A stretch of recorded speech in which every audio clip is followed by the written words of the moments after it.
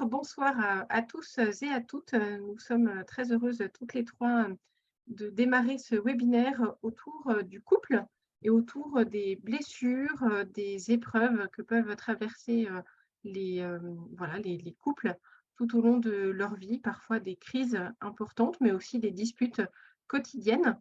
Nous allons tenter avec Bérengère de Charentenay. Bonjour Bérengère. Bonjour Delphine et Et bonjour à chacun. Et Mathilde de Robien. Bonjour Bon. Mathilde.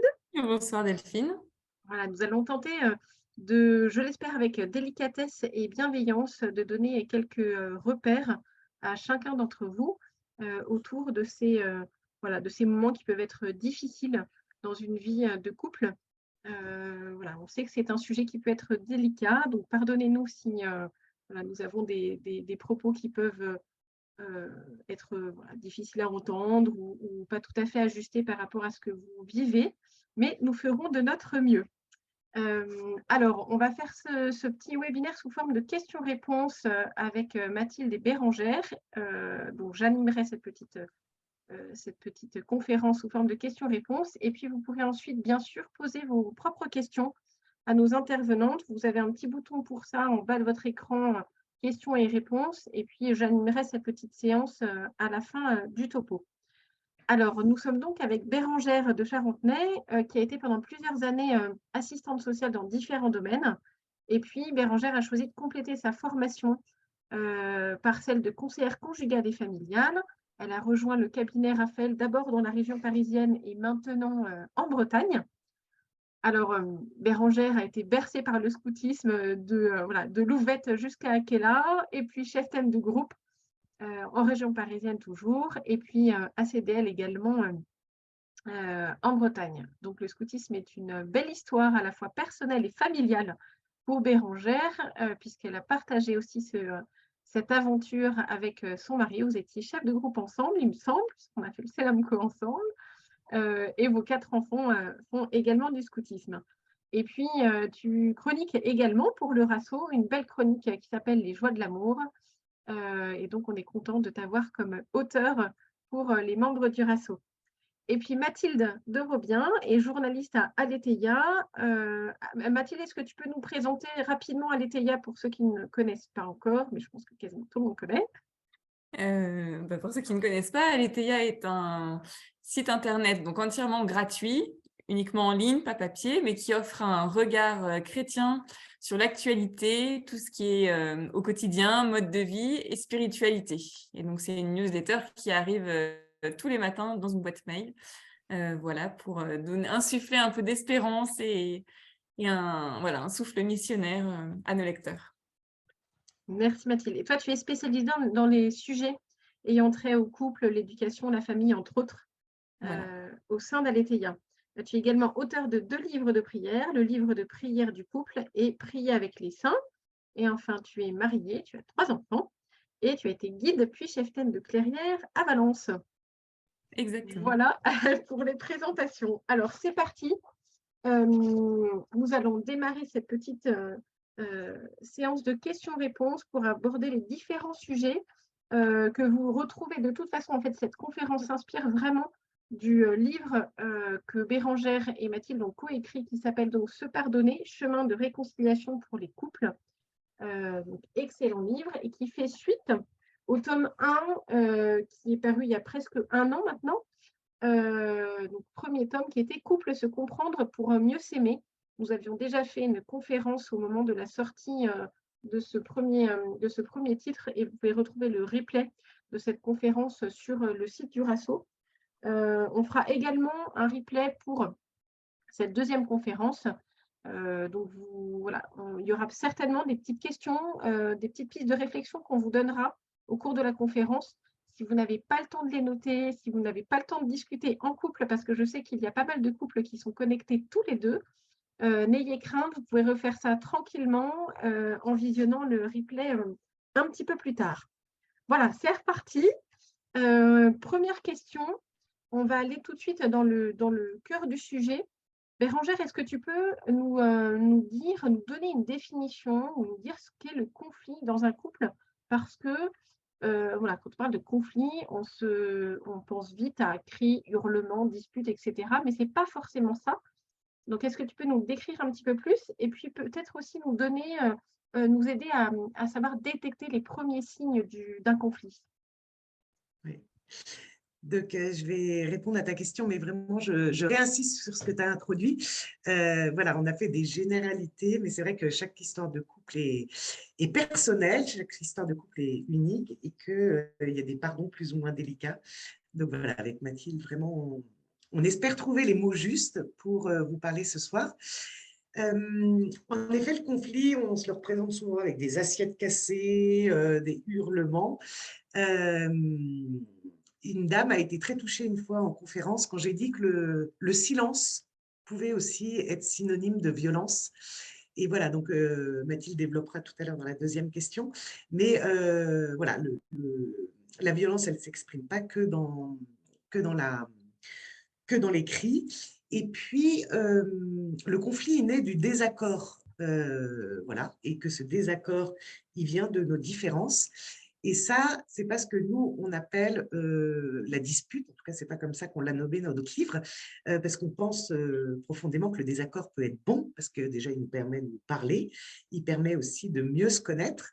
Voilà, mais pour certains, c'est difficile d'aborder le désaccord, peut-être parce que dans notre histoire familiale, on n'en parlait pas. Et puis, pour certains, c'est plus facile de se taire, parce que peut-être d'exprimer son désaccord, on peut avoir peur de ne plus être aimé. On peut aussi ne pas se sentir légitime ou pas assez valable, en fait, pour exprimer notre propre opinion. Et tout ça, ça ne va pas fluidifier la relation. Et puis d'autres, au contraire, pensent que c'est assez légitime leur désaccord, mais ne vont pas l'exprimer sur le bon ton. Et donc, quand on ne peut pas aborder ce désaccord, on va pouvoir se sentir rejeté, nié, pas se sentir exister. Ou alors, l'un va prendre la force en cherchant à convaincre, légitimer, voilà. Et donc, ce que nous, on appelle la dispute, en tout cas ce qui va faire crise dans le couple, c'est quand le conflit n'a pas été résolu. En fait, quand on n'a pas pu aborder ce désaccord, soit parce qu'on s'est tu, soit parce que en fait, le climat un peu extraverti ne permettait pas d'aborder ce désaccord. Nous, à Raphaël, on aime bien dire que le désaccord n'est pas des amours. Et en fait, ce n'est pas parce qu'on n'est pas d'accord qu'on ne s'aime pas. Et d'ailleurs, on n'est pas toujours d'accord parce qu'on s'aime.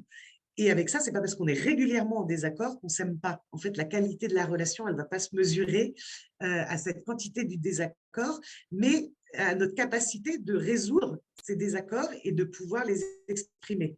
Et en fait, la crise, elle va naître d'une dégénération, d'une dégradation du lien parce qu'on ne va pas pouvoir aborder ces désaccords et que bien souvent, il y en a un qui va se sentir coupable ou l'autre victime.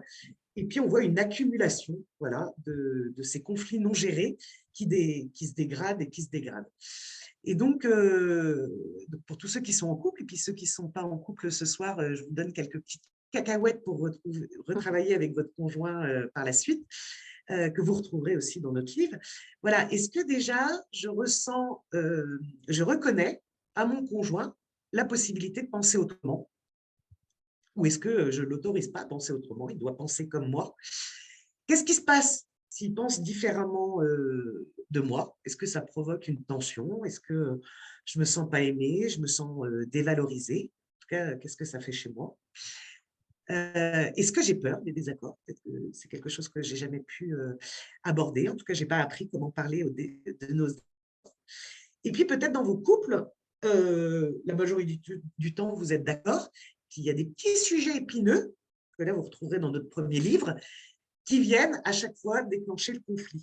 Et donc, à un moment, il faut retrousser ses manches pour aller aborder ces sujets-là, qui sont ceux qui sont récurrents. Moi, je vois bien dans mes entretiens, quelquefois, les couples arrivent en disant « Ah ben nous, on s'entend sur tout, mais alors quand on aborde les enfants, quand on aborde le travail, quand on aborde un sujet bien précis, ça part en cacahuète à chaque fois. » Donc voilà. Est-ce qu'on accepte ce désaccord? Ça peut être l'objet d'une soirée couple.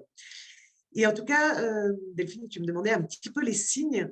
Moi, j'aurais envie de dire que quand les signes de la crise, quand les conflits ne sont pas gérés, c'est quand on commence à développer un mode de fonctionnement au sein de son couple, quoi.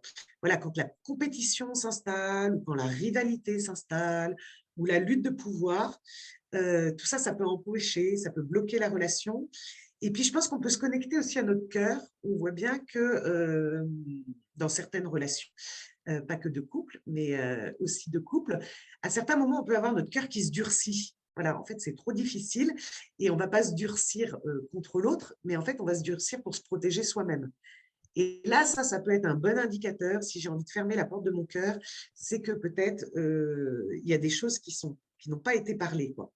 Et là, on peut s'enfermer soit dans un silence, voilà, quelque chose où on ne va pas aller aborder, soit dans la colère. Voilà, et cette colère, elle peut être exprimée d'ailleurs ou pas être exprimée. Et en tout cas, ce qui est sûr en écrivant ce livre avec Mathilde, c'est on a vraiment, on en avait conscience, mais on en a pris encore plus conscience que cette rancœur, là, ce qu'on rumine, on fait comme les vaches là, qui ruminent, voilà, c'est ça.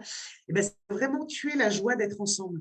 Enfin, voilà, il y a quelque chose où cette joie, elle s'abîme et en fait, on en arrive à pu avoir la joie de la rencontre et à pu trouver des moments un peu pétillants dans nos vies, quoi.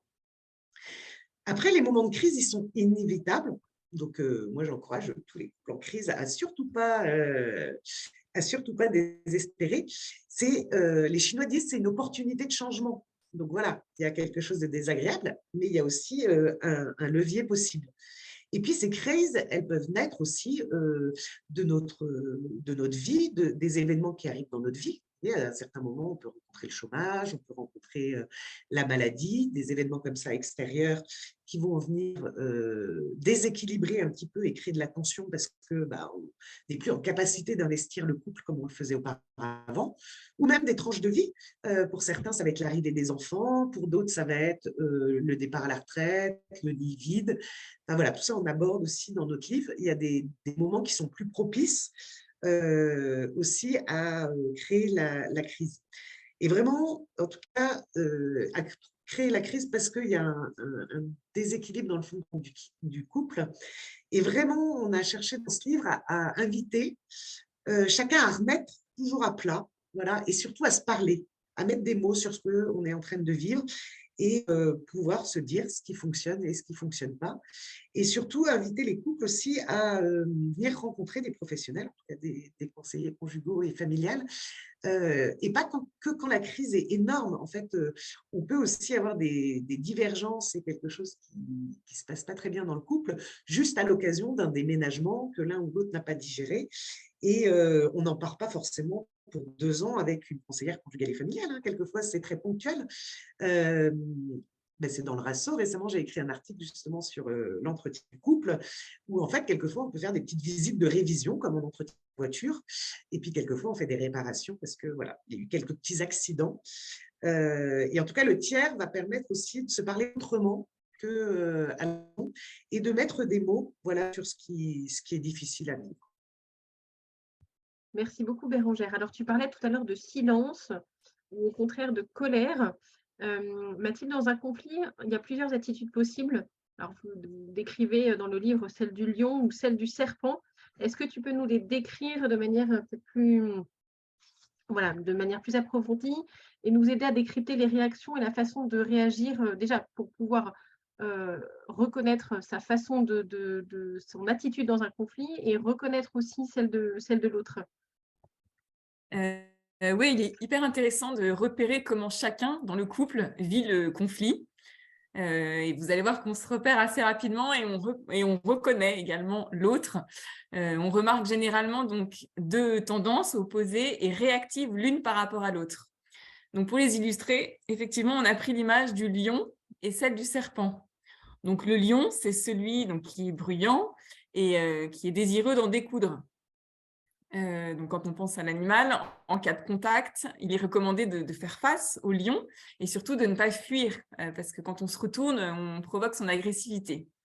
Et donc comme le lion, un conjoint peut sortir les griffes, donner de la voix, faire des grands gestes, casser des objets, etc. C'est la colère dont on parlait tout à l'heure. Et au contraire, à l'opposé, donc on a le serpent qui, lui, est silencieux, il désire fuir au plus vite et éviter le conflit. Voilà, on dit que l'animal n'aime pas les vibrations dans le sol qui ont tendance à le faire fuir. Et donc, comme l'animal, le désir premier du serpent, enfin du profil du serpent, c'est de se soustraire au conflit à travers une attitude de la fuite ou de l'effacement, voire du déni. Et donc, la réaction excessive de l'autre le paralyse et le terrifie quand il est face au lion.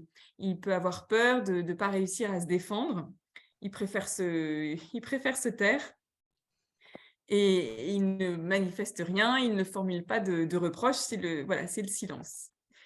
En revanche, si le lion le pousse dans ses retranchements, les serpents se sentent acculés et alors ils attaquent violemment. Et donc, quand le serpent et le lion se retrouvent dans une situation conflictuelle, le langage du lion entraîne généralement la fuite du serpent. Mais j'ai dit que c'était des attitudes réactives parce que plus le serpent va fuir, plus le lion va réagir et crier et devenir agressif, et puis inversement.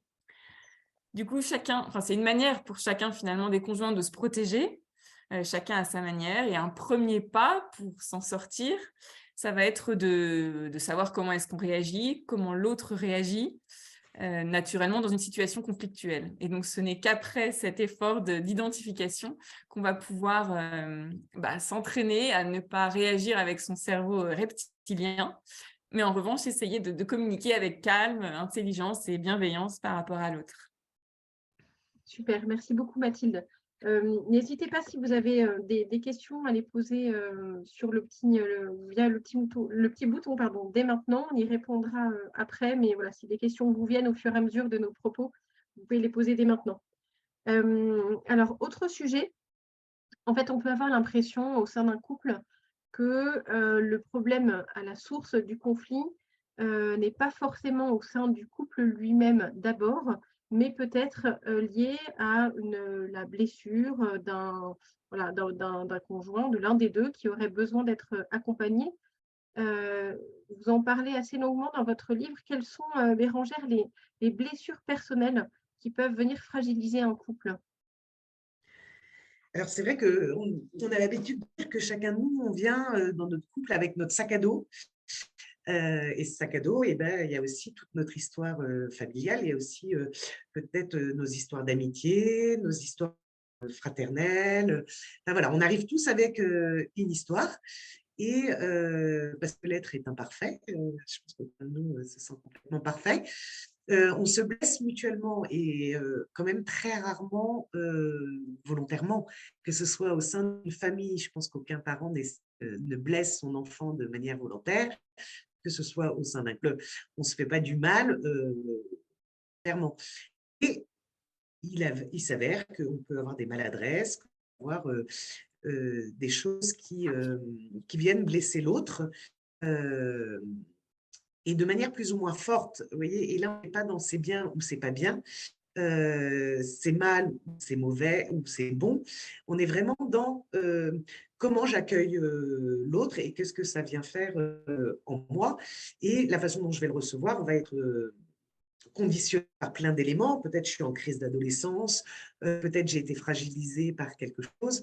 Donc, on n'est pas dans la recherche d'un coupable, on est juste en train de repérer que on est plus ou moins blessé et que ça a pris plus ou moins une grosse ampleur. Alors, c'est là où j'ai essayé d'être délicate.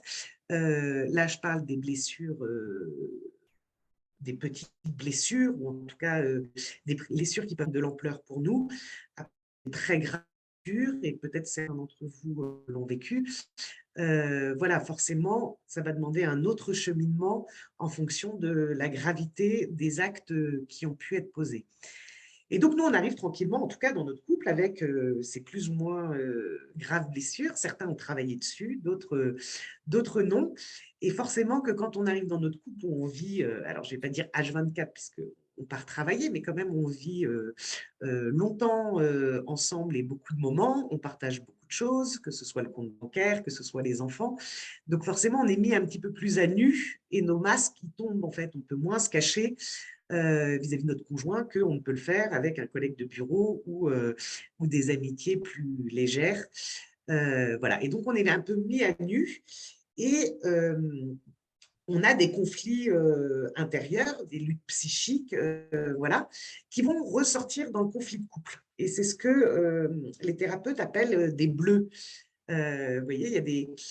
Voilà, ces blessures, elles ont laissé des traces et forcément, les comportements du conjoint, quelquefois, vont venir appuyer dessus. Alors, il n'est pas responsable de l'origine de cette blessure. En revanche, parce qu'on s'aime l'un et l'autre, on peut essayer d'être vigilant, de ne pas appuyer sur la blessure de l'autre, sur le bleu de l'autre. Mais encore faut-il qu'on ait pu échanger dessus, donc on ait pu dialoguer dans le couple et repérer déjà chacun où on a pu avoir mal. Et ces blessures, souvent, elles remontent à l'enfance aussi. C'est souvent une histoire d'amour, un excès d'amour ou trop peu d'amour ou une perte d'un amour, un deuil d'un parent. Voilà. Ou même juste une hospitalisation. Enfin, voilà, des trucs dont les parents ne sont pas forcément responsables, mais en tout cas qui ont pu laisser des traces. Alors, on repère quand même 5 grosses blessures liées à l'enfance. On a la blessure de rejet. C'est vraiment un sentiment donc fondé ou imaginaire. Hein. Attention, ça peut être imaginaire de notre part, d'avoir été repoussé ou pas désiré par l'autre. Et ça se met assez tôt en place avec ce sentiment qu'on n'a pas le droit d'exister, en fait. Voilà. Alors, dans notre livre, on donnait l'exemple d'une petite dernière, d'une fratrie de 5, où les frères n'arrêtaient pas de lui dire, de toute façon, tu es un accident. Et ça devenait une blague familiale. Vous voyez, c'était pas méchant. Voilà, on rigolait de ça. Et cette jeune fille, finalement, à l'adolescence, elle se disait, bah, en fait, j'ai pas le droit d'exister, j'ai pas le droit à la vie, quoi. Et toujours du mal à faire des choix. Voilà, ça avait créé quand même quelque chose autour de l'estime de soi. Et puis après, bah, pareil, pour la relation amoureuse âgée, c'était difficile. Et puis aujourd'hui, voilà, elle est dans son couple. Et en revanche, dès que son conjoint va remettre en question ses choix ou ses propositions, elle se sent rejetée tout entière. Et donc, vous voyez bien que ce conjoint, voilà, on peut être autorisé à remettre en question les choix de l'autre, mais parce qu'il y a cette blessure, ça a laissé un bleu et sur le bleu. Donc, ça demandera au conjoint beaucoup de délicatesse quand il veut l'interpeller sur ses choix, parce qu'il y a cette histoire. En revanche, ça demandera à cette femme peut-être d'aller faire un travail et de prendre conscience qu'elle ne peut pas déplacer l'origine de cette blessure totalement sur le dos de son conjoint. Voilà, il y a un tri à faire, en fait. La deuxième blessure dont on parle, c'est la blessure d'abandon, qui est liée au manque d'une figure attachante ou sécurisante. Ça peut arriver aux enfants qui ont grandi un petit peu seuls, ou les aînés. Voilà. On donnait l'exemple d'un aîné, justement, qui est à l'arrivée de sa petite sœur, à 10 mois d'écart, vous voyez, qui s'est senti abandonné. Bon, voilà, les parents, ils n'y peuvent rien, hein, il y a un petit bébé qui arrive. Mais ils ne mesurent peut-être pas voilà, l'impact que ça peut avoir sur l'enfant qui sent qu'on s'occupe un petit peu moins de lui et qui s'est un peu aussi à sa propre responsabilité, même si c'est qu'un petit bout de chou.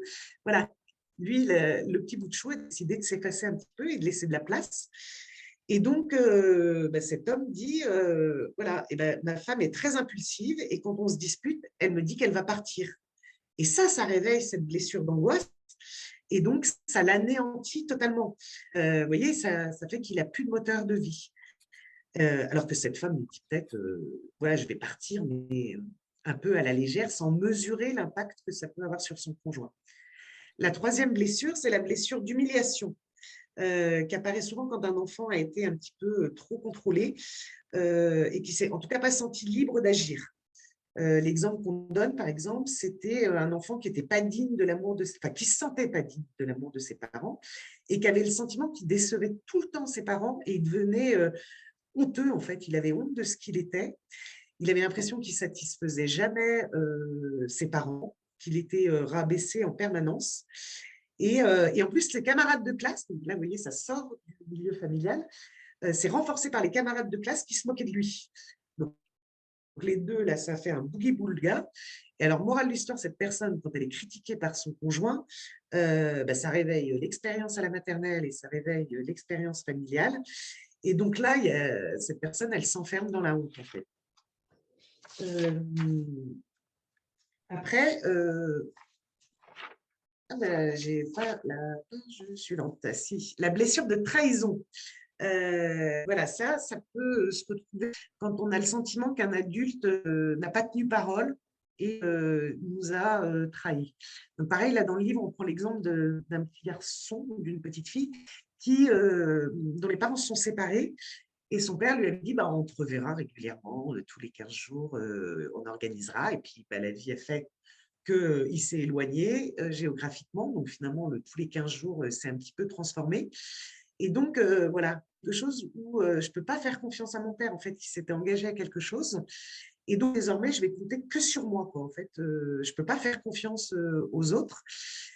Et donc, en fait, bah, quand sa propre femme ou son mari, en fonction de l'histoire, ne s'appuie pas sur lui ou sur elle, partage pas ses soucis, et ben ça réveille qu'en fait, il n'est pas digne de confiance. Ça crée de la colère.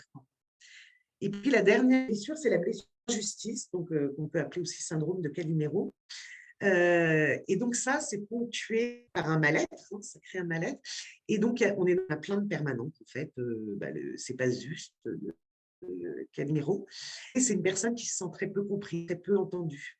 Donc là, dans notre livre, on a donné l'exemple de l'aîné de fratrie, voilà, qui très vite s'est retrouvé responsabilisé à s'occuper de tous les petits et voir que quand il les gardait, il était responsable des bêtises qu'avaient fait les petits. Enfin, voilà, il sentait quelque chose de pas très juste, où il portait un petit peu tout. Et en plus, il s'est forcé à être parfait pour obtenir l'amour de ses parents.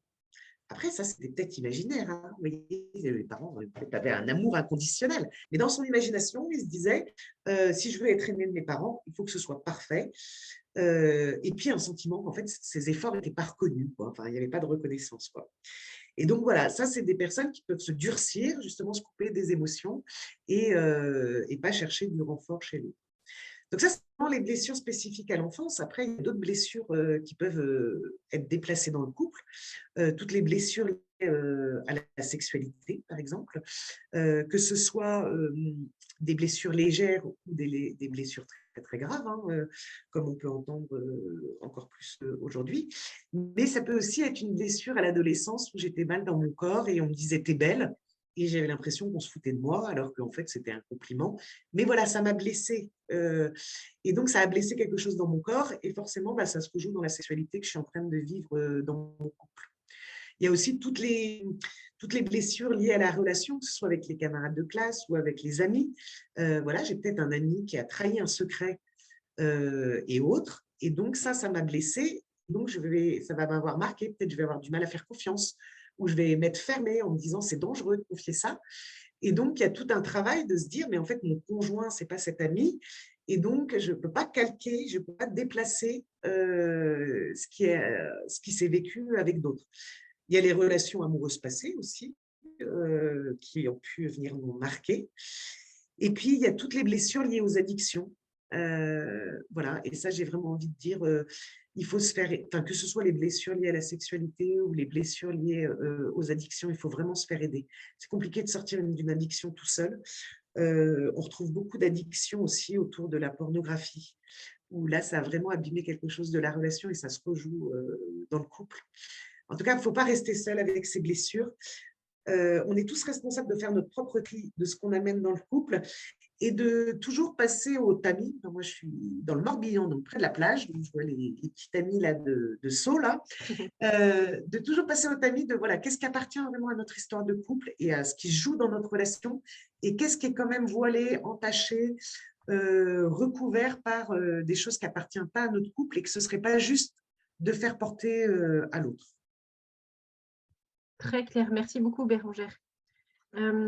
Alors, on continue d'explorer les sources des conflits dans le couple.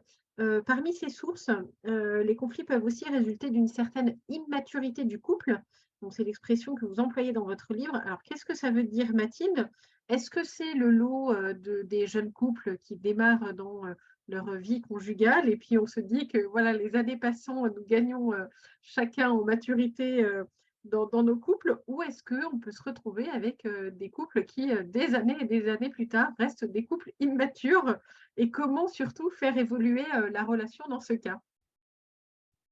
C'est vrai que quand on parle de couple immature, on pense souvent voilà, aux petits couples qui se forment au collège, au lycée, qui sont totalement fusionnels et immatures parce que voilà, trop jeunes pour s'engager, ce qui n'empêche pas qu'ils puissent apprendre à se connaître et à décider de s'engager par la suite. Mais en tout cas, l'âge, pour répondre à ta question, n'est pas un critère pour dire qu'un couple est immature ou pas. Voilà, certains thérapeutes rencontrent dans leur cabinet des couples qui ont 10, 15, 20 ans de mariage ou de vie commune derrière eux et et les thérapeutes détectent malgré tout des fonctionnements de relations ou de couples immatures. Donc, j'ai envie de parler de 2 types de relations qui illustrent bien ce qu'est un couple immature.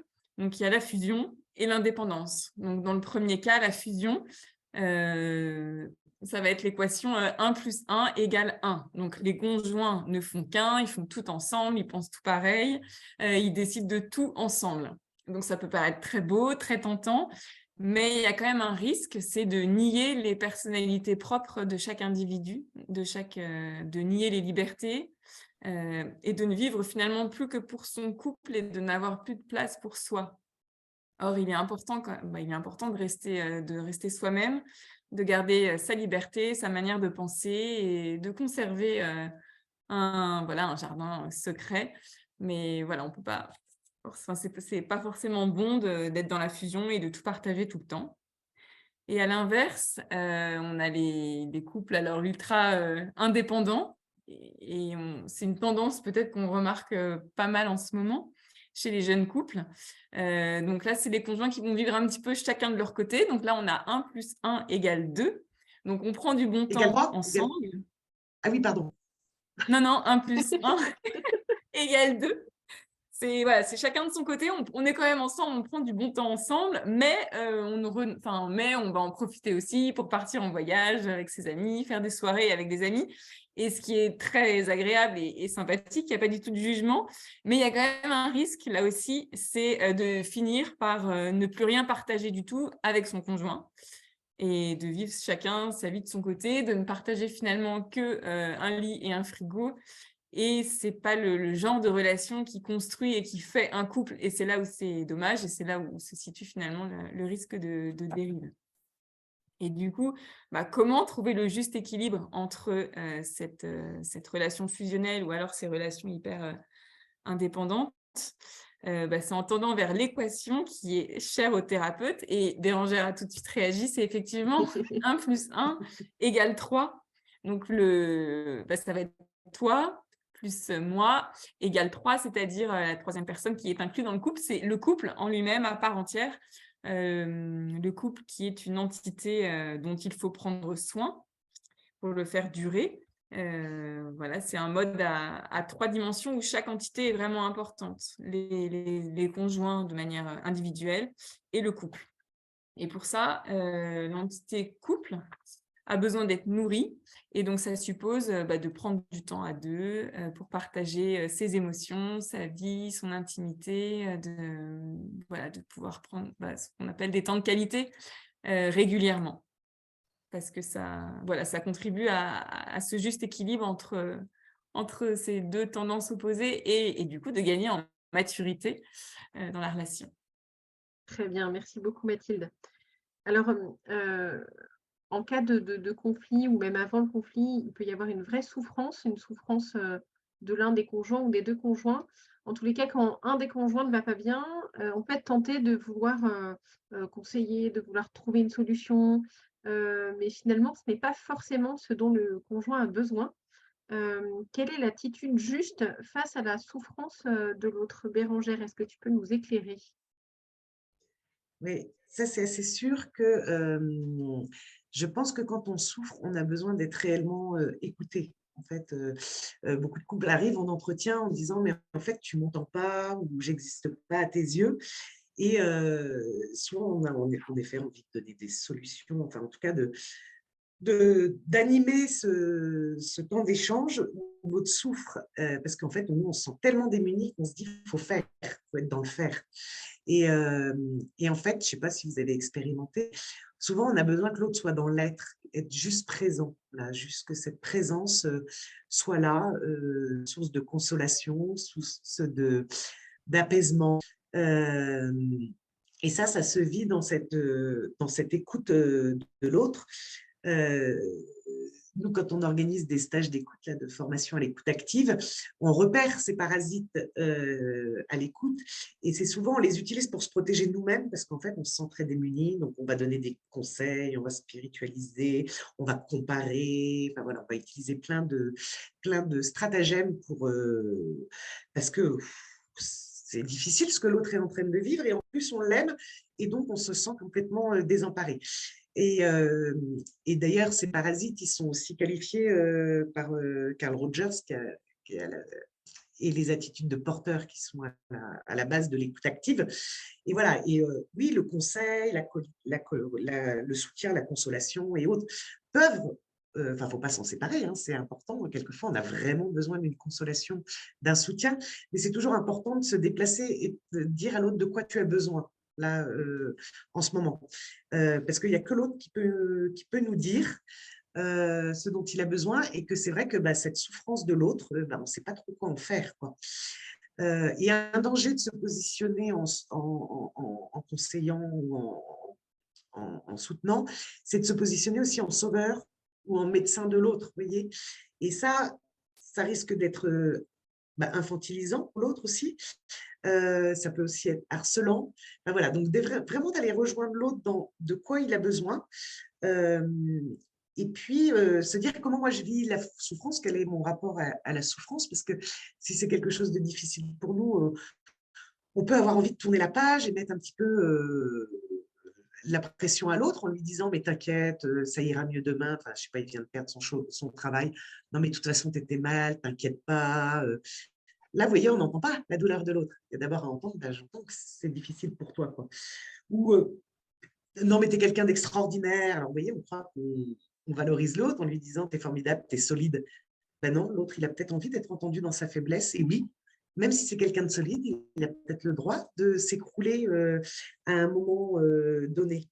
Voilà, et puis après, quand vraiment cette souffrance impacte toute la vie familiale, parce que voilà, la maladie, le chômage, il y a plein d'épreuves qui vont venir impacter le couple entièrement, que ce soit parce qu'il faut réorganiser l'agenda avec des rendez-vous médicaux, que ce soit une omniprésence de l'autre alors qu'avant il était sur l'extérieur et il faut se repartager le territoire familial, que ce soit de la fatigue parce qu'il y a un enfant malade et que ça demande beaucoup de rendez-vous médicaux ou des réveils nocturnes. Enfin, voilà. Après, la souffrance de l'un des membres du couple ou de l'un des membres de la famille va aussi venir impacter. Et peut-être que nous, on ne sait pas gérer notre propre souffrance, en fait. Donc voilà, il y a aussi cette question de comment, en fait, quel est notre rapport à la souffrance.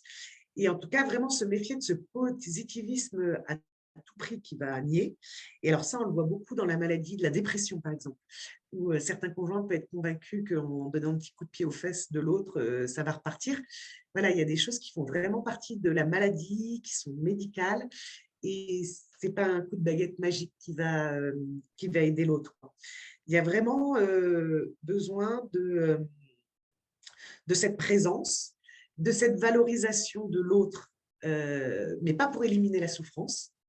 Voilà, on peut renforcer l'estime de l'autre, par exemple dans le cadre d'un chômage, mais pas pour éliminer la souffrance, vraiment par amour pour l'autre, quoi. Et puis, il faut aussi avoir conscience que dans ces moments-là, peut-être que celui qui est éprouvé, il va avoir besoin d'un peu d'espace, de prendre voilà, un moment de solitude, de se ressourcer. Et ce dont nous disait Mathilde, le 1 plus 1 égale 3, voilà, peut-être il y en a un qui va un peu s'absenter quand même de la relation. Et ça, c'est quelque chose à respecter et qui est possible parce que plus le 1 plus 1 égale 3 sont solides, et on va s'appuyer sur le 3 et puis sur le 1 qui reste pour que cette relation, elle perdure.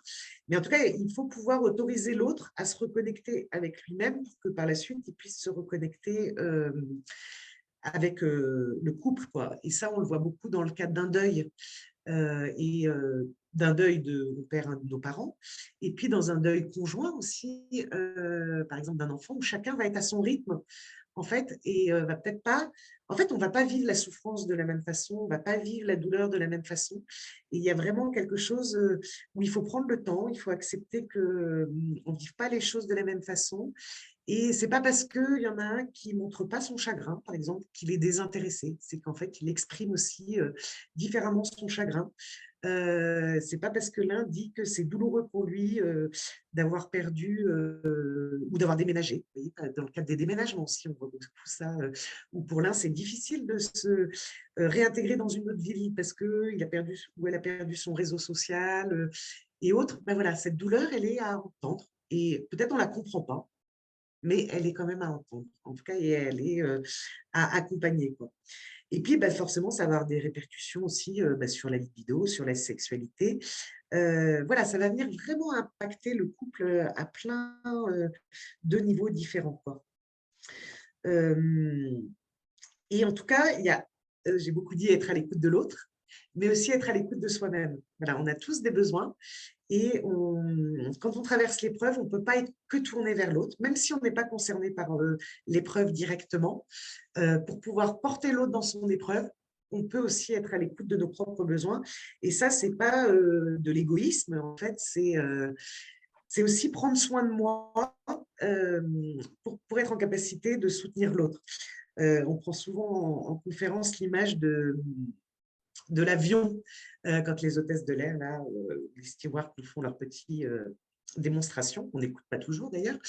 Et en fait, ils disent quand même que si on a un enfant à côté de nous, en cas de dépressurisation, un petit peu compliqué pour moi, on met d'abord notre masque et après on met le masque à l'enfant. Parce qu'en fait, si nous, on s'écroule, eh ben, on ne sera pas en capacité de s'occuper de l'enfant. Et ben, dans la douleur, c'est aussi pareil. On doit être aussi à l'écoute de nous-mêmes pour pouvoir être prêt à accueillir la douleur et la souffrance de l'autre. Et en tout cas, il y a vraiment quelle juste place pour ne pas avoir à étouffer l'autre, à l'infantiliser ou à ne pas lui laisser le temps de digérer sa douleur. Donc, c'est vrai que ce sont des moments très, très délicats et qui impactent souvent les deux et qui demandent beaucoup de délicatesse, j'aurais envie de dire. Très bien, merci beaucoup Bérangère. Alors, on va parler maintenant d'infidélité au sein du couple. En fait, vous en donnez une définition qui reprend en fait les mots de Marie Binet, qui est une définition assez large. Mathilde, est-ce que tu peux aborder justement ce sujet-là et la façon dont vous l'avez abordé dans le livre? Effectivement, on a repris une définition donc, de Marie Binet, qui est une conseillère conjugale, et qui en fait qui donne une définition très large de l'infidélité, qui comprend aussi bien les jeux vidéo qu'une relation extra-conjugale. Donc, je vous cite la définition. Être infidèle, c'est donner à une autre personne ou ailleurs le temps, l'attention et l'amour que l'on a choisi de donner à celle ou celui avec qui l'on vit. Et un petit peu dans la même veine, le père Paul Habsbourg, qui accompagne de nombreux couples, dit également « Nous avons beaucoup de possibilités de nous comporter plus ou moins fidèlement, dans nos regards comme dans nos pensées, dans nos gestes comme dans nos paroles, au boulot ou devant l'ordinateur. » Du coup, on voit que l'infidélité revêt un sens très large et par conséquent, elle n'est pas perçue de la même manière par différentes personnes. Pour certains, une pensée, un regard suffisent à se sentir trahi. D'autres vont parler d'infidélité que s'il y a un passage à l'acte. On peut se demander aussi si la pornographie, la masturbation ne sont pas aussi des formes d'infidélité. De même, le surinvestissement dans le travail, dans une association, dans le bénévolat ou dans tout autre engagement, quand c'est trop, ça peut prendre la forme d'une infidélité. Et donc, pour résumer, on peut dire que Bérangère et moi avons finalement, on est d'accord pour dire que l'infidélité commence dès lors qu'il y a une fuite de la relation, en tout cas, fuite du couple pour aller vers l'extérieur. Donc, dans cette définition, il n'y a pas de petite infidélité. Dans tous les cas, il y a le lien de confiance qui est détruit et c'est ça qui, c'est ça qui est grave et qui est blessant. Et au lieu de mettre son énergie en fait à refonder, à reconstruire le lien, on va s'évader loin du couple. On est vraiment en sens inverse de ce qu'il faudrait pour nourrir la relation et reconstruire quelque chose. Merci, c'est très clair. Bérengère, on va parler maintenant de violence conjugale. Et pareil, je pense que c'est important de bien mettre des mots, de pouvoir dire de quoi on parle quand on parle de violence conjugale, de quoi parle-t-on quand on parle de phénomène d'emprise, quels en sont les signes, comment on peut réagir. Et puis, c'est un chiffre que vous donniez aussi dans votre livre, il y a 7 séparations en moyenne pour un couple dont l'un des conjoints subit des violences conjugales avant une séparation définitive. Et donc, enfin, en lisant ça, moi, j'ai une sorte de choc en me disant, mais est-ce qu'il y a une fatalité et comment sortir de ce phénomène d'emprise ou de violence conjugale? Oui, alors en effet, c'est important de préciser les termes parce qu'il peut souvent y avoir confusion. En tout cas, la violence, elle n'est pas tolérable dans un couple, quelle que soit sa forme. En tout cas, elle est punissable par la loi et elle commence très, très tôt, la violence, à partir du moment où on menace. Enfin, voilà, tout ça, ce sont des formes de violence. Après, on a ce qu'on appelle les conflits violents de couple. J'ai vu dans les questions, on reviendra tout à l'heure, quand il y a 2 lions. Voilà, là, quelquefois, si chacun ne va pas réfléchir à son fonctionnement et comment faire autrement, on peut avoir une escalade de la violence qui s'installe et où les 2 balancent des assiettes. Enfin, ça, c'est pour illustrer, hein, vous entendez bien que ou en tout cas, il y a crescendo des mots ou même des comportements. Voilà, donc ça, c'est du conflit violent de couple, il y a de l'escalade et ça, nous, on l'accompagne en entretien. Voilà, et en fait, chacun des 2 conjoints utilise souvent cette violence par mode de survie, hein, parce qu'il n'arrive pas à faire autrement, mais on peut tous apprendre à faire autrement et à exprimer autrement notre violence. Moi, je suis assez convaincue qu'en chacun d'entre nous, il y a quand même de la violence, mais qu'après, on a plus ou moins appris à ce qu'il faut en faire et comment la gérer, en fait, la canaliser et exprimer sa colère sans passer par l'expression de la violence, quoi. Voilà, donc ça, c'est le conflit violent de couple.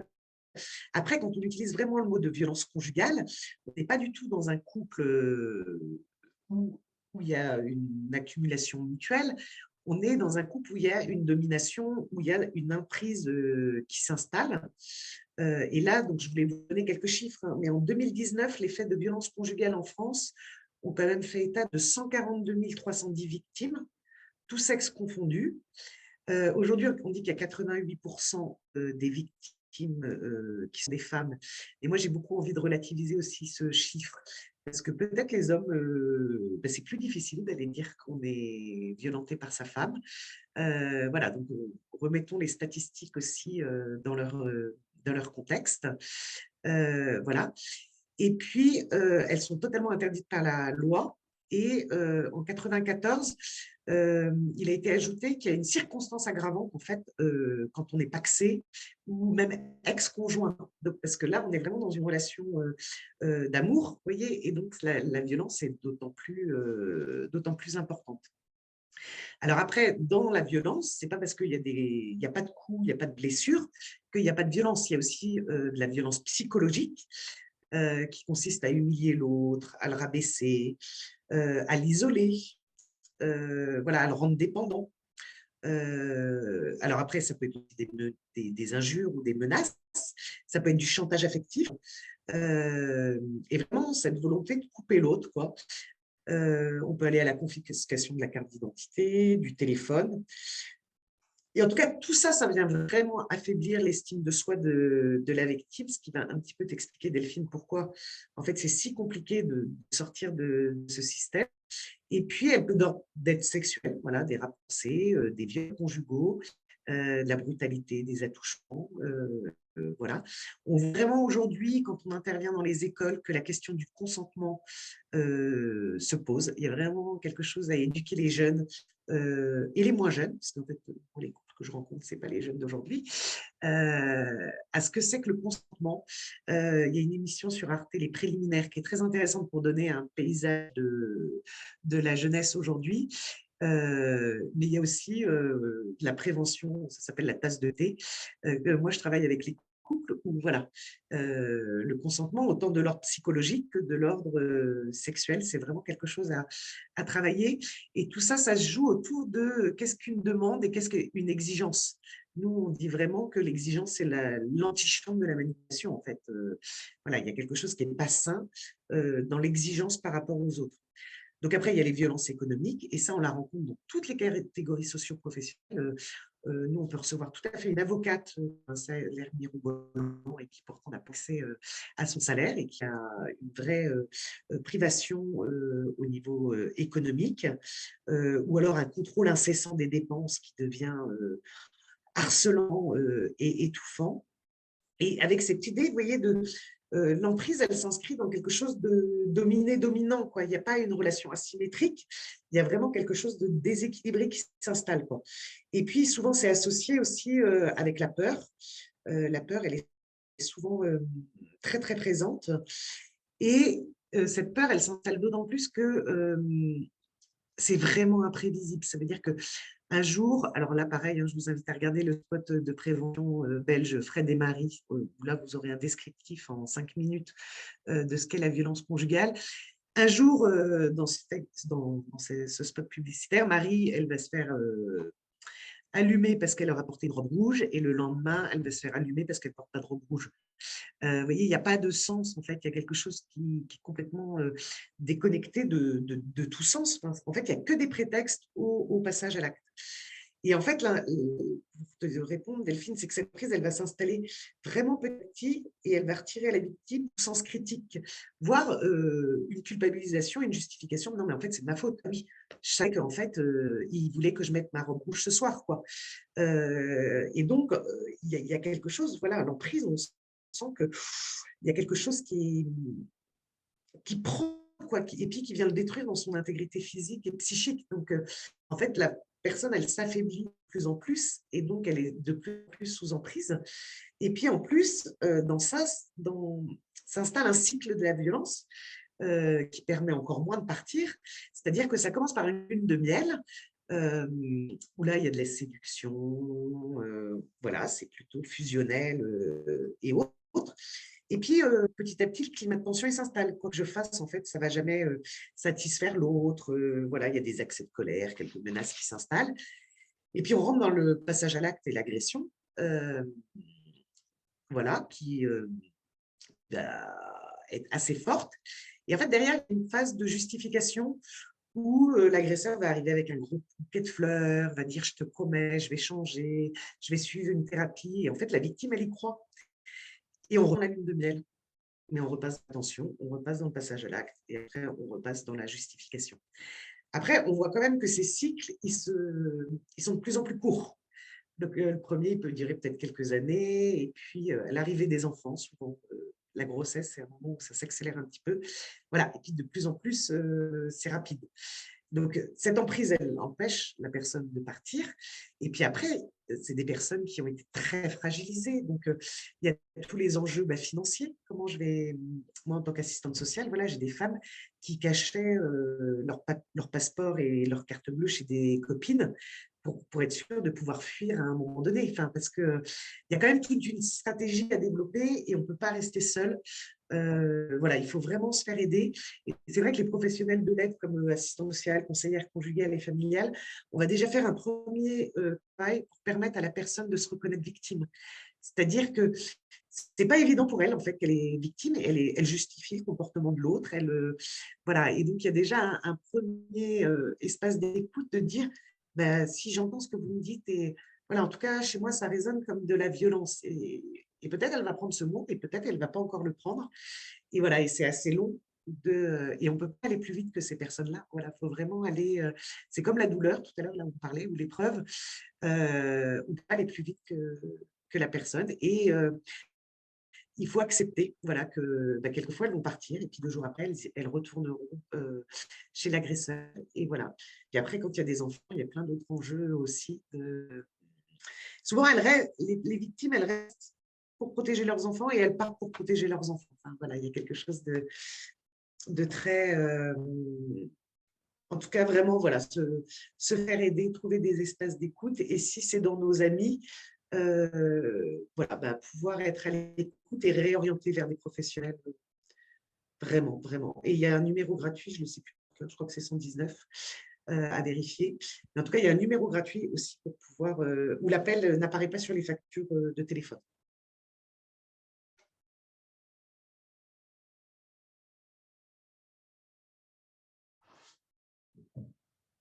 Delphine, tu J'étais n'as en pas de mute, micro. oui, c'est bon. Merci beaucoup Bérangère, je disais. On va passer maintenant aux pistes pour sortir du conflit. Comment, voilà, par étapes, on va pouvoir retrouver un chemin de réconciliation. Mathilde, est-ce que tu peux nous guider sur ce chemin, s'il te plaît? Volontiers. Donc, avec Bérangère, nous avons identifié 3 étapes pour sortir du conflit. Donc, la première étape, le préalable, c'est donc d'identifier la cause du conflit, parce que quelque chose qui nous énerve profondément, on va penser que c'est évident que l'autre devine ce qui nous énerve. Or, ce n'est pas le cas. J'ai entendu souvent Bérangère dire que l'autre n'était pas dans notre tête. Et on n'a pas le même tempérament, on n'a pas eu tous la même éducation. Du coup, forcément, une source de stress ne va pas être perçue de la même manière par les 2 conjoints. Donc, pour donner quelques petits exemples très précis, voilà, on a choisi donc celle qui met un point d'honneur, par exemple, à ce que les enfants aient dîné à 19h, qu'ils soient couchés à 19h30. Donc à tenir des horaires bien précises, alors que, par exemple, son mari n'aura pas du tout envie de se stresser par les horaires et voudra profiter d'un dîner tranquille. Et voilà, c'est le genre de choses qui peut finalement créer un conflit pour, à la base, une situation qui peut être facilement verbalisée et trouver un terrain d'entente. Autre exemple, voilà, l'un des conjoints qui a pour habitude de voir ses parents, je ne sais pas, une fois par semaine. Il est fiancé et sa fiancée, pour le coup, elle appelle sa mère une fois par mois, donc elle va trouver que c'est beaucoup trop d'aller une fois par semaine chez ses futurs beaux-parents. Voilà, c'est des petits exemples pour montrer que le conflit peut s'installer à travers des broutilles, en fait. Et comment s'en sortir? Donc, la deuxième étape, ça va être de verbaliser ces sources de stress, de tension. Et pour le verbaliser, donc c'est facile à dire, mais il va falloir exprimer sa frustration pour résoudre le conflit. Alors, on répète dans le bouquin que c'est pas grave, que ça arrive à beaucoup, et que justement l'expression d'un désaccord, c'est même plutôt signe que le couple est en bonne santé. Ça signifie que chacun se sent suffisamment libre pour agir selon sa propre liberté et qu'il est en sécurité pour exprimer son point de vue. Donc verbaliser. Donc qui dit verbaliser dit formuler une demande. On a souvent tendance à aller vers la critique, le reproche, alors que ça va tout de suite mieux quand on passe par la demande. Parce que lorsqu'un conjoint assène un reproche, c'est finalement qu'un de ses besoins n'est pas satisfait. Par exemple, se plaindre que son mari rentre hyper tard le soir peut révéler des besoins différents et le mari ne va pas forcément comprendre. Ça peut être besoin de passer plus de temps avec lui, ça peut être un besoin de passer le relais avec les enfants, un besoin de dormir parce qu'elle est crevée. Et donc, il est nécessaire, avant de monter sur ses grands chevaux, d'identifier le besoin en fait qui nous pousse au reproche afin de pouvoir exprimer une demande qui soit claire et précise. Et pour ça, la méthode de la communication non violente préconise donne des petites astuces. Et donc, par exemple, il préconise une entrée en matière. Donc, avant de formuler sa demande, il est bon de s'assurer que les conditions sont réunies pour exprimer son besoin. Donc, par exemple, on peut poser la question « Es-tu disponible pour m'écouter ?» Et on peut donner une fourchette de temps, j'en ai pour 10-20 minutes. Mais poser en fait ce cadre-là fait qu'on va aller à l'essentiel, on va oser aborder et que l'autre va être dispo pour écouter. Voilà, et les conseils de la communication non violente, c'est aussi d'aborder un seul sujet à la fois et non pas profiter de l'occasion pour présenter tout un cahier de doléances tout en même temps. C'est bien de traiter un conflit par un conflit. Et un petit moyen mémotechnique, pareil, offert par la communication non violente un moyen mémotechnique pour que la demande formulée soit la plus claire possible, c'est d'utiliser la méthode Crapaud. Donc le C, c'est pour concrète. La demande doit être précise, détaillée, concrète. R, c'est pour réalisable. Voilà, ça, on ne doit pas demander l'impossible non plus. Le A, c'est pour actualisable. Donc, c'est laisser à l'autre la possibilité de revenir sur sa réponse. Positive, c'est formuler une demande de manière positive. Donc, au lieu de dire arrête de laisser le dentifrice ouvert, non, pardon, au lieu de dire oui, arrête de laisser le dentifrice ouvert, on peut dire peux-tu refermer le dentifrice? Voilà, c'est juste formuler sa demande de manière positive. Et enfin, le O, c'est le O de ouverte. La demande doit être, la demande doit laisser l'autre libre de pouvoir dire non, de refuser. Et bon, une fois qu'on a verbalisé sa demande de façon claire, c'est sûr qu'une dernière étape, et c'est un des secrets de la relation conjugale, il faut savoir être prêt à faire des concessions. Une des clés, c'est sûr, de la gestion de conflits réside dans le compromis. Voilà, ça demande beaucoup de discussions, beaucoup d'écoute pour trouver le compromis qui va être le mieux pour chacun des conjoints. Mais voilà, on insiste sur le fait que vivre en couple impose nécessairement de faire des concessions. Parfait, merci beaucoup Mathilde. Alors, Bérangère, on va parler du pardon. Pourquoi est-ce si difficile de demander pardon? Quels sont les freins qui se cachent, qui nous empêchent de demander pardon? Et puis, peut-être une question un peu naïve, mais pas tant que ça peut-être. Comment demander pardon? Comment faire une vraie demande de pardon? Alors, juste avant de répondre à ta question, je voulais juste préciser qu'en fait, le pardon, il n'est pas forcément évident pour tout le monde. Nous, en tant que catholiques, on en entend beaucoup parler. Donc, c'est un mot qui nous parle, mais qui ne parle pas forcément à tout le monde. Et que nous, on a fait le choix avec Mathilde dans notre livre de ne pas aborder l'aspect spirituel, autant de la réconciliation et de l'aide de Dieu dans le pardon, mais bien entendu, on y croit profondément. Et voilà, en tout cas, comment demander pardon et pourquoi c'est si difficile, on peut se le dire là sur le raceau. Bien entendu, avec Dieu, ça peut être beaucoup plus facile et en tout cas, ça peut être un soutien. Mais ce choix était pour deux raisons. La première, pour pouvoir que notre livre soit accessible à tous.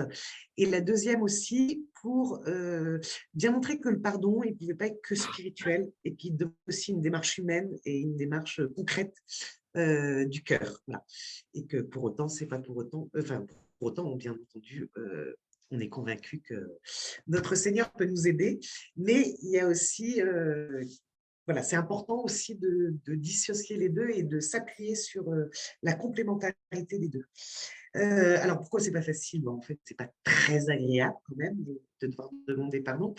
Déjà, c'est reconnaître que peut-être on a quelques torts, peut-être qu'on a quelques responsabilités, même si on l'a pas fait exprès. On peut être responsable sans faire exprès. Et puis, de manière encore plus forte, c'est qu'on a laissé la personne aimée, alors qu'on voudrait lui donner que de l'amour. Bah, manque de bol, on a blessé. Voilà, donc ça demande une certaine humilité.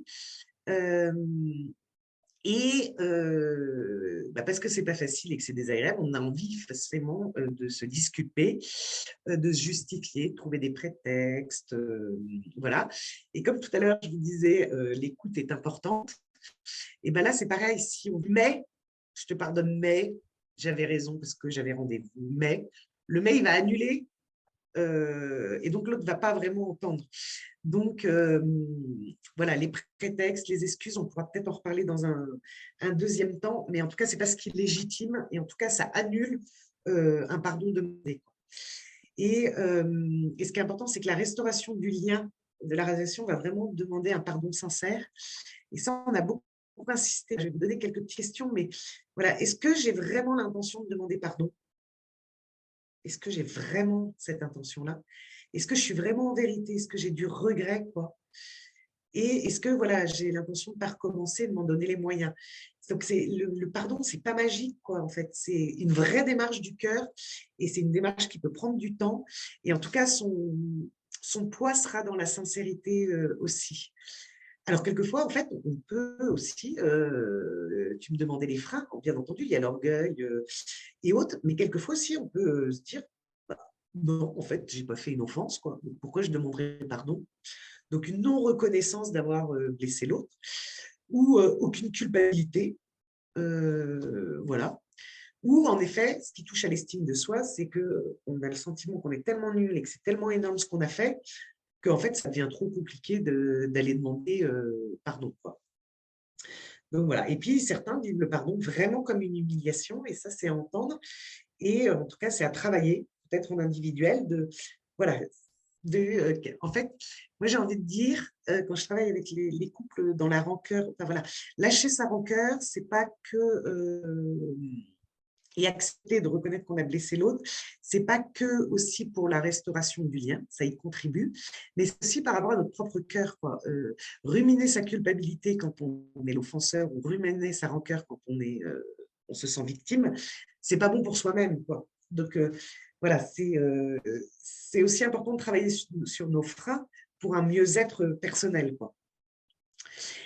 Après, ce que j'ai quand même envie de dire, c'est que demander pardon, ça ne veut pas dire qu'on endosse toute la responsabilité de ce qui s'est joué. Ça veut juste dire qu'on signifie à l'autre que finalement notre relation elle a plus de prix à nos yeux que ce sentiment d'humiliation, quoi. Et ça, c'est intéressant pour les couples qui sont là, se poser la question, est-ce que dans notre couple, il y en a un qui fait tout ou pas? Ou est-ce que c'est de manière un petit peu égalitaire, quoi? Et est-ce qu'il y a des pardons qu'on ne s'est pas donnés et qu'on aurait besoin de se donner? Voilà, et en tout cas, même à titre individuel, est-ce que c'est difficile pour moi de demander pardon ou pas? Et qu'est-ce que ça vient toucher? Voilà, peut-être que, voilà, si je reprends tout à l'heure les blessures d'humiliation, bah, moi, je pense que quelqu'un qui a une blessure d'humiliation, le pardon, ça doit être aussi compliqué. Enfin, voilà, c'est pas si évident que ça, le pardon, et c'est vraiment important de dire c'est pas magique et c'est pas l'oubli. On a développé l'image avec Mathilde d'une planche là. Chaque blessure, si on met des clous, vous voyez, on les enfonce, donc c'est douloureux. Le pardon, il va permettre de retirer le clou, mais il restera toujours une trace.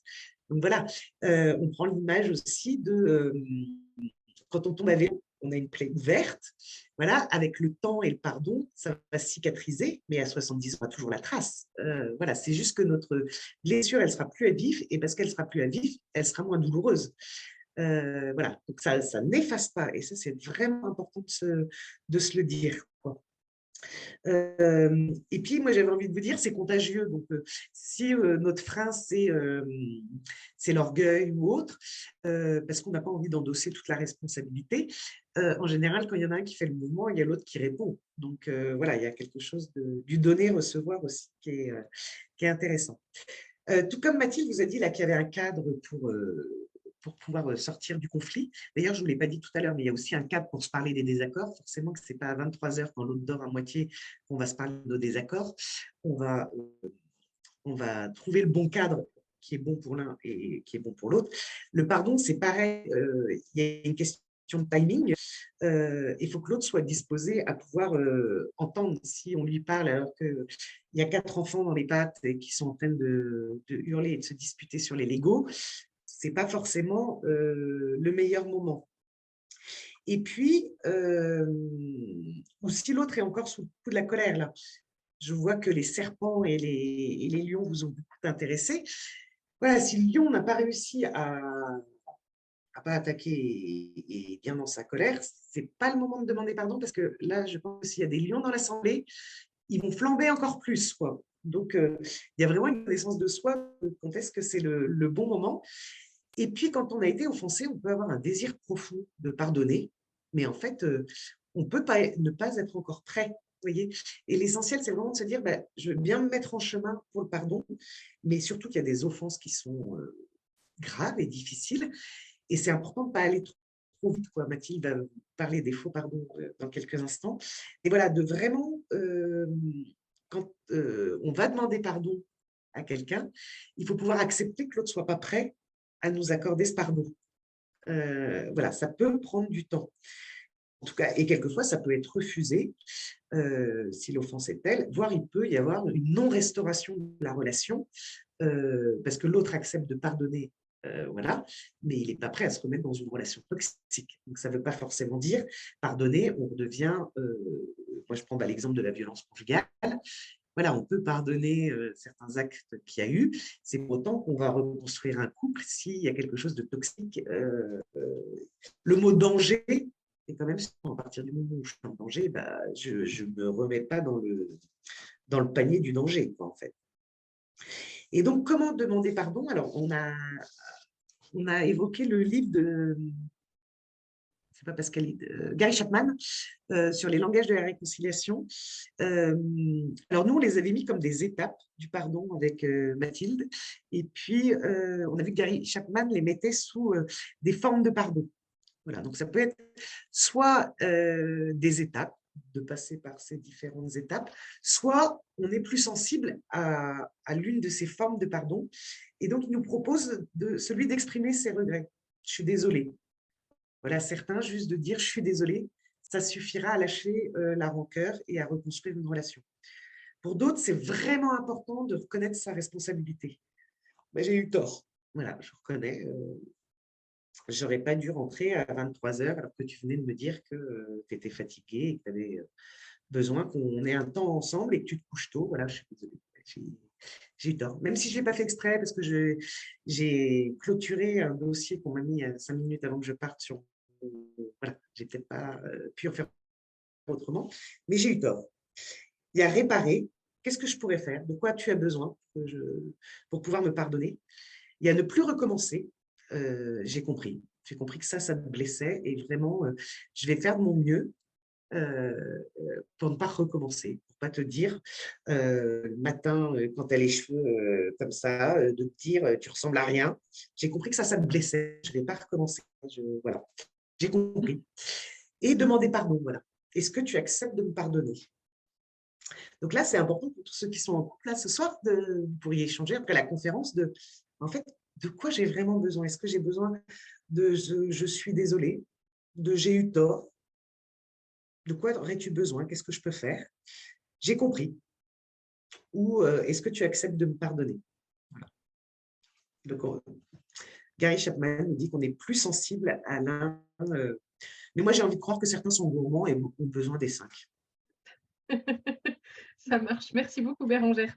Alors, toujours autour du pardon, pour plusieurs raisons que tu vas nous exposer, Mathilde, on peut avoir l'impression d'avoir pardonné, mais finalement pas vraiment. Voilà. Parfois, c'est parce que on veut pardonner très vite et on veut sortir du conflit. Parfois, on a l'impression d'avoir pardonné, mais on a peut-être pardonné un petit peu trop vite. Voilà. Quels sont ces faux pardons? Vous parlez de faux pardons dans le livre. Donc voilà, des pardons qui n'en sont pas vraiment en réalité. Oui, qui n'en sont pas vraiment parce qu'à vouloir pardonner trop vite ou à moitié, on passe en fait à côté d'un pardon sincère et entier et vrai. C'est effectivement ce qu'on a appelé les faux pardons. Faux pardons parce qu'ils ne permettent pas de reconstruire complètement la relation. Les conjoints ont l'impression que le sujet est clos, ou en tout cas, un des deux conjoints a l'impression que le sujet est clos, mais en réalité, le conflit reste ouvert, il est toujours là, il est sous-jacent, et puis il constitue de la matière pour une nouvelle dispute dans les jours ou dans les mois qui viennent. Donc, pour vous donner quelques exemples de faux pardons, j'en donne quelques-uns, mais on en a développé d'autres. Je coupe Mathilde, mais Mathilde a fait preuve de beaucoup d'imagination pour les nommer. Et moi, j'aime beaucoup les petits noms qu'elle leur a donnés. Alors, on a le pardon qui minimise, c'est-à-dire qu'il va nier systématiquement le tort ou la blessure. Ça va être « mais non, ça va, on va pas continuer à parler de ce texto que tu ne m'as pas envoyé alors que tu aurais dû me prévenir que tu arrives en retard ». C'est voilà, on minimise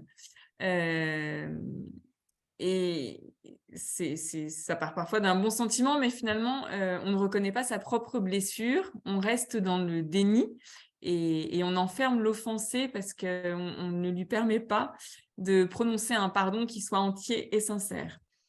Et donc, l'absolution n'est pas possible pour celui qui demande pardon, puisqu'on a complètement nié sa demande de pardon en disant on peut très bien passer à autre chose. Voilà, on ne va pas en parler toute la nuit. Donc, le pardon qui minimise. Ensuite, on a le pardon magnanime. Donc, c'est le pardon qui va excuser tout, peu importe l'importance de la blessure. Donc, par exemple, j'exagère, mais oh oui, il m'a trompé, mais bon, c'est pas grave, l'erreur est humaine, la chair est faible. Voilà, pareil, on minimise un peu les circonstances et c'est un excès de bienveillance, mais qui ne correspond pas forcément à la gravité de la situation et il ne permet pas de se dire en vérité, en tout cas, d'appréhender la réalité telle qu'elle a été. Donc, pardon magnanime. Et je vous en donne un troisième, vous irez voir les prochains dans le livre. C'est le pardon débiteur qui ne va pas effacer totalement l'offense. Donc, on laisse à l'autre une dette vis-à-vis de l'offensé. Donc, exemple, je te pardonne, mais je n'oublie pas. Donc, à chaque dispute, ce pardon peut revenir en fait sur la table. Et à l'inverse, donc voilà, on a détaillé les faux pardons. À l'inverse de ces faux pardons, il y a le vrai pardon qui implique donc déjà d'être en vérité, de prendre conscience de la blessure causée et malgré cela, de décider de pardonner. Et le père Henri Caffarel a une très belle citation sur le pardon. Donc, père Henri Caffarel, le fondateur des équipes Notre-Dame, qui fête leur 75e anniversaire le 8 décembre. Donc, il disait que pardonner, c'est déchirer définitivement la page sur laquelle on inscrivait avec malice ou avec rage le compte débiteur de son prochain. Voilà, je trouve que ça résume bien ce qu'est un vrai pardon. Super, merci beaucoup Mathilde. Et puis, dernière question, belle question parce que voilà, on est sur le chemin de la réconciliation maintenant. Voilà, après le temps du conflit et du pardon vient celui de la réconciliation. Et vous dites ce qui peut apporter une nouvelle énergie, un nouvel élan dans le couple. Alors, comment justement vivre pleinement ce temps de réconciliation, Bérangère? Ben, moi, j'ai envie de dire, en effet, le pardon, c'est l'occasion, l'opportunité de renouveler son couple. En se demandant pardon, les conjoints se disent quand même l'importance qu'ils ont l'un pour l'autre, le, le prix de l'autre et puis de la relation. Donc voilà, mais c'est pareil, la réconciliation, elle ne va peut-être pas se recréer comme ça du jour au lendemain. Peut-être ça va demander un réapprivoisement et peut-être si les blessures ont été importantes, peut-être que c'est le fonctionnement du couple qui peut être aussi à l'origine de ces blessures et qu'on peut choisir de fonctionner autrement. Donc, ce qui veut dire de reconstruire autrement et de faire autrement. Donc, ça ne se fait pas du jour au lendemain et puis on va peut-être y aller à tatillon et peut-être qu'on va se reblesser un petit peu sur le chemin. Mais en tout cas, ça peut être l'occasion d'une décision de faire autrement. On prenait l'image de la corde. Je ne sais pas si vous avez déjà fait des nœuds sur une corde, qui sont ces moments de réconciliation. Vous avez quand même les deux extrémités qui se rapprochent. Alors, on ne va pas se blesser pour se rapprocher, attention. Ce n'est pas ce que j'ai dit, mais ça peut être l'opportunité de se rapprocher. Il y a plein d'autres manières de se rapprocher. Et donc, d'ailleurs, ces manières, on les a un peu explorées avec Mathilde. On s'est demandé qu'est-ce qui est bon, qui vient nourrir la relation, qui vient nourrir le couple. Et donc, voilà, vous trouverez un chapitre sur manifester son respect vis-à-vis de l'autre, que ce soit dans ce qu'on a appelé les mots magiques, de pouvoir remettre des mots comme bonjour, s'il te plaît, merci, qui sont des mots qui disparaissent assez facilement. On a abordé les cadres de la relation, donner, recevoir, demander, refuser. Donc ça, on l'a un petit peu exploré tout à l'heure, hein, demander, mais aussi accepter que l'autre serait refusé. Il y a tout ce qui est au niveau de la joie, voilà, de la joie d'être ensemble. Où dedans, on a mis l'intimité, on a mis l'humour, œuvrer ensemble. Voilà, il y a quelque chose de la célébration quand même d'avoir construit quelque chose, de recoller quelque chose de cette relation. D'ailleurs, on a utilisé l'image de l'art japonais. Tu m'arrêtes, Mathilde, si je dis mal, c'est le Kingun Sui. J'ai dit à Parle pas Kintsugi. japonais, hein. Voilà. Non, en fait, ce qu'on trouvait intéressant chez ces Japonais, c'est que quand ils ont un vase qui se casse, euh, ils prennent tous les morceaux et ils les recollent avec du fil d'or. Et donc, il y a quand même toujours ces morceaux cassés qui ont été cassés à un moment donné, mais ils en ont fait une œuvre d'art avec des fils d'or, quoi. Et je pense que dans cette joie de se retrouver, parce qu'il y a quand même quelque chose de la retrouvaille, et ben on peut, ces fils d'or peuvent être aussi ces joies d'être ensemble, de rire ensemble. Voilà, il y a, quand on est tendu comme ça, on a perdu ces petits moments, mais quelquefois c'est juste le petit apéro du vendredi soir, trois carottes et un jus d'orange, mais de remettre voilà, cette joie et cet humour. Bah ouais, bah, on n'est pas parfait, mais on peut rire aussi de ses imperfections. On a beaucoup développé la tendresse, qui est quand même un sujet qui nous a permis de nous rencontrer, puisque j'avais fait une petite vidéo sur la tendresse et Mathilde avait fait un article à l'Étaïa à partir de cette tendresse. Donc, elle est à l'origine de notre rencontre, on peut dire, de nos livres. Et voilà, et ça nous tient vraiment à cœur, la tendresse. Et c'est assez marrant parce que pareil, en conférence, quand on parle de la tendresse et dans les retours, il y en a plein qui repartent avec cette tendresse. Et ça, c'est quelque chose, bah forcément, quand on est en conflit et que notre cœur, il se durcit, donc il n'est pas en capacité de donner de la tendresse, quoi. Et donc, le cœur, il se dilate avec le pardon et la réconciliation. Et donc, ces premiers gestes des retrouvailles peuvent passer par cette tendresse. Après, il y a tout ce qui est sécurité émotionnelle qui est à remettre en place parce que bah, on a été blessé dans cette sécurité. Donc, voilà, pouvoir se refaire confiance.